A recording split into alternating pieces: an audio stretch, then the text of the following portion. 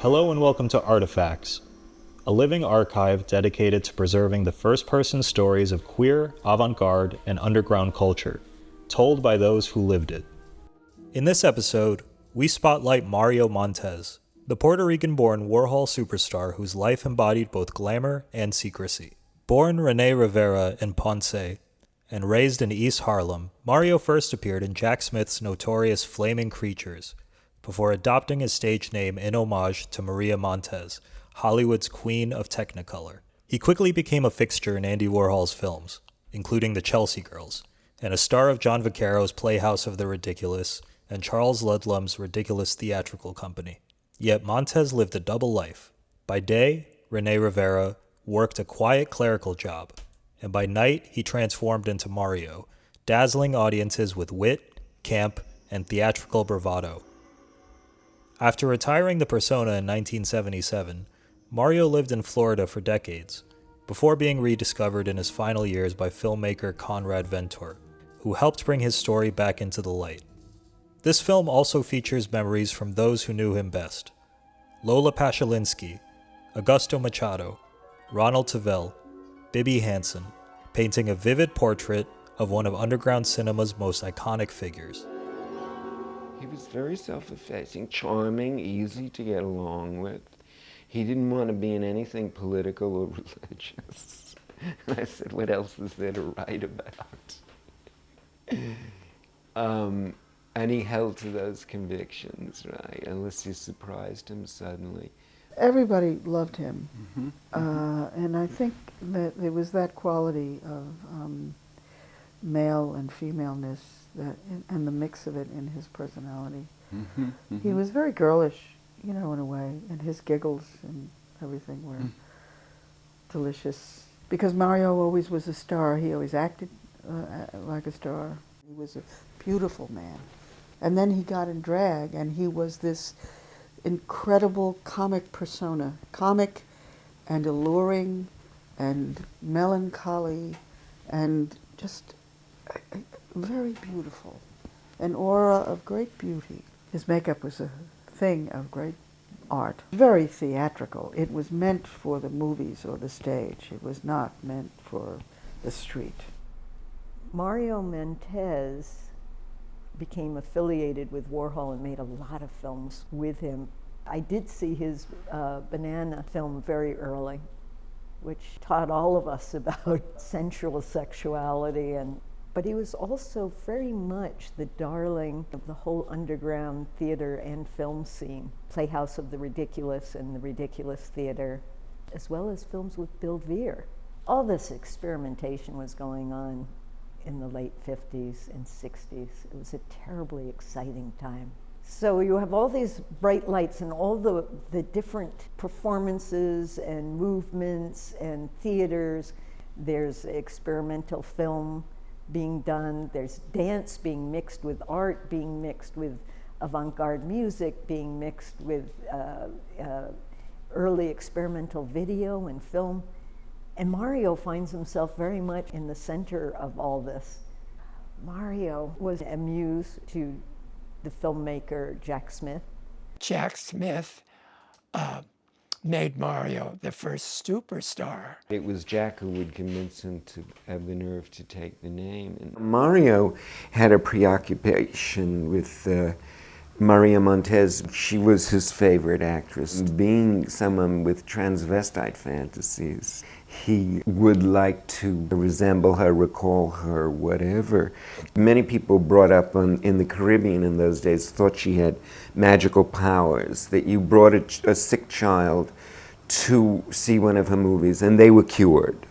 They were not B films, by the way. They were huge budget A films that opened with full-page ads in the New York Times. Arabian Nights is the first one and perhaps the most impressive and artistic of them, and followed by White Savage, when they realized they had a superstar in their hands. So the films are often named for her. In Alibaba and the 40 Thieves, Cobra Woman, Gypsy Wildcat, and Sudan, and Pirates of Monterey were the color blockbusters. And then he said, Yvonne DiCarlo has tried for years, to continue the tradition, but cannot do it. But I will step into her gold platform wedges and continue the image. Yeah, but of course he never looked remotely like her, or could even do an impersonation of her. Not remotely, but Jack Smith, his breakthrough on this is, there's a couple of things that are important. One is that he said, just as the sculpture looks for the perfect three-dimensional form in this world, and evidently finds it in the Venus de Milo, right? Film must find the perfect moving object, two-dimensional, and it finds it in Maria Montez. So she became the Queen of Technicolor, right? He said, but it's the soft butter fat on her shoulders, the moving hips, the swaying large breasts under the surroundings, which literally sway and adjust when she leans against the trunk of a palm tree. But the real breakthrough is in the nature of performance. See, and this is very hard to articulate because the argument is over. She could be Hollywood's worst actress. And he said, but what does it have to do with acting? We're talking about a film presence, that her imagination was filmic. That's what you were filming, not a performance, but her imagination became visible in front of the camera. This is what it caught, and this is why she could make believable and turn into blockbusters such unpromising material. Lines of dialogue that Smith said Betty Davis wouldn't have consented to saying, even if she could say them, would not have dared try. But Montez could make it believable because it isn't what it was about. It was about her imagination. Mario had all his brain cells he was born with because he didn't drink and do drugs. And his value system was so important. He was raised a Roman Catholic, and he believed in the afterlife and choices. And in the family, the boys, the money is spent for the boys to go into Catholic school, because it's important, because he's going to be a head of a family one day. Mm-hmm. And that Mario's integrity was always sterling. When peer group people, no names mentioned, said, most of us downtown are going on welfare, and that subsidizes us being an artist, and that we still have to work, but not as much.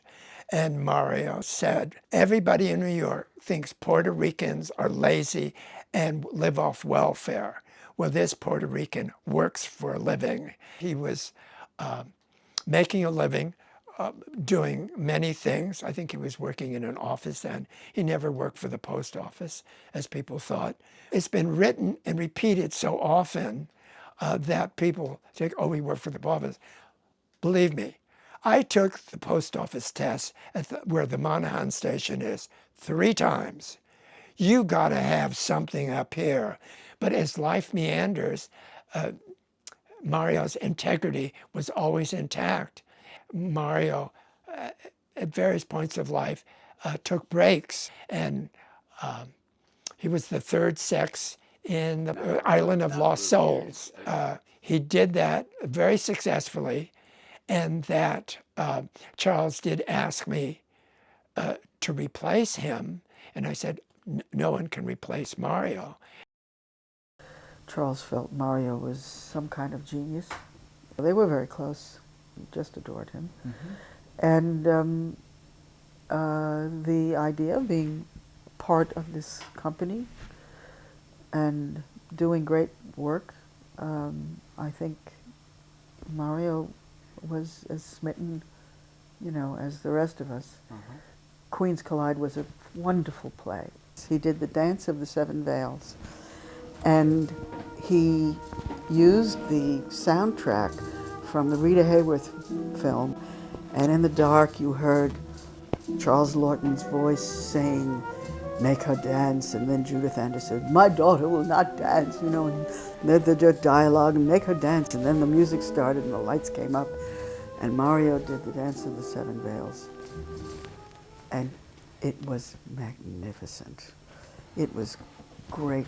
He just invented it himself, you know, and it was his costume, everything about it, and he was fantastic. And people just got up and screamed. They screamed. Took great pride in his part of town and the integrity and the talent of people living their lives doing the best they can. For a little bit, was in an office building in downtown Brooklyn, which was very iffy and dangerous. I would get off on near Junior's, find a working payphone, and tell Mario where I am. And he said, be careful, make sure people aren't following you. And if you have to walk in the street, walk in the street. And I will time it.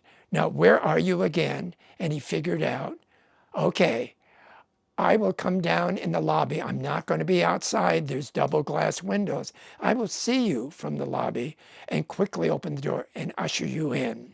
Opened the door quickly, and we went into his apartment, and it was decorated like the Arabian Nights. Veils and cloth and prints draped and beaded curtains and a Maria Montez shrine, a tray of jewels, and all these wonderful things, and then headdresses and hats, and then a section for shoes and so forth. So it was really a wonderful dressing room, sort of, that he could get into costume. He never said drag, get into costume. He only did this for Charles and then Jack. Once he was out of costume, he was his other self. Mario made his own costumes, velvet skirts, blouses, wraps, capes, or what have you. And he did costumes for the Grand Tarot. I think it may have been the first time he ever costumed an entire play. And they were fantastic. Of course, his gypsy costume really belongs in a museum, and I think is in a museum. His gypsy costume for Turds in Hell.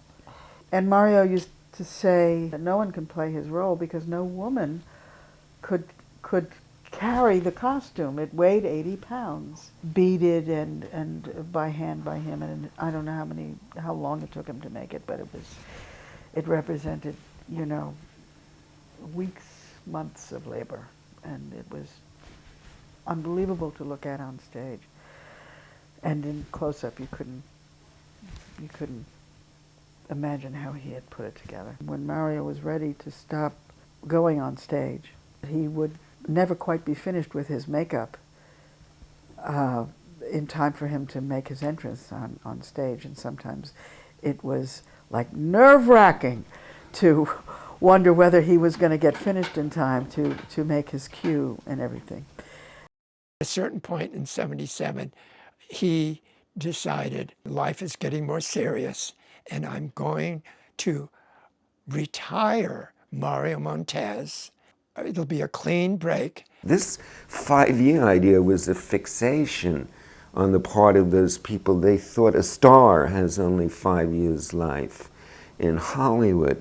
Jack was very slow in getting together his movie act, and Mario felt, you know, he's keeping me under wraps. And I have only 5 years of beauty, you know that. I'm giving up this career after 5 years, which you don't take seriously, but he really meant it. He really meant it, that as a drag queen, he had only about 5 years' worth of life. I'm sworn to secrecy that I'm to tell no one, not even the phone number that he put in an envelope, only in emergencies that I would open it. And Mary Jordan, the filmmaker, decided, hearing so much, that she'd do this, and then she contacted me. And of course, I'm sorry, Mary, I would love to help you, but Maria Montez lives in myth and legend. She said, this is for posterity and history. Please, if you can, help me. And she gave me her number. Back in New York, he was given made quite a fuss over. He did programs at NYU, he did programs at Columbia. People came from all over to see him, to interview, to shoot him, to film him, to get his history. I think it was quite gratifying to him after all that time to finally step into his rightful place. God bless Conrad Ventur. I introduced the two, and they took a liking, and subsequently he went down to Florida and Key West a half dozen times and did photo shoots with him and so forth. So we would have these kind of focused drag weekend shoots. I would scout the locations. He would put the outfits together. We were kind of doing this senior drag, like as if Maria Montez hadn't died in a bathtub in Paris. This was from that first week that I went down. He'd recreated the look that he'd done for Jack Smith's Flaming Creatures. This was even before he was Mario Montez. He was listed in the credits as Dolores Flores. We shot on the roof of a building at Astor Place. My direction on this was for him to be a little sad for a moment, in the way that Avedon made Marilyn sad for the picture he shot of her. He took out of his bag this piece of felt that had been cut into a circle, and then he had a pile of feathers, and within like a minute, he'd made it into a hat.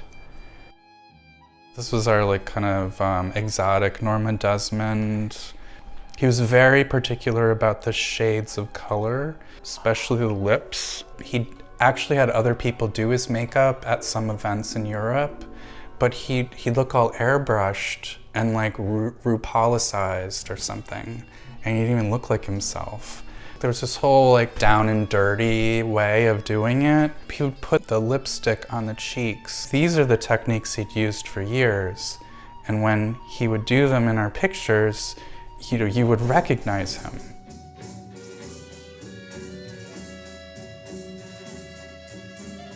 He was coming back into the light in his 70s. Part of that is like realizing, oh, he has osteoporosis. We have to take things slow.